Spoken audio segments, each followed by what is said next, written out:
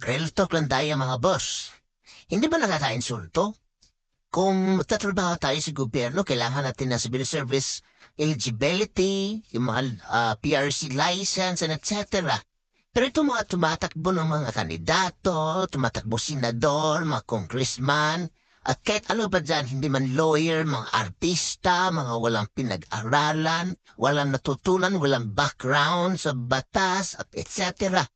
Bakit natin to pinapayagan? Dapat sana nga itong mga tumatakbong mga kandidato na to, itong mga politikong ito, kailangan pa nga to ng mga neuro exam or psychological test man lang para kahit pa paano pagpasok nila dun sa pag sakaling mananalo sila, meron silang, kahit pa paano, meron silang alam.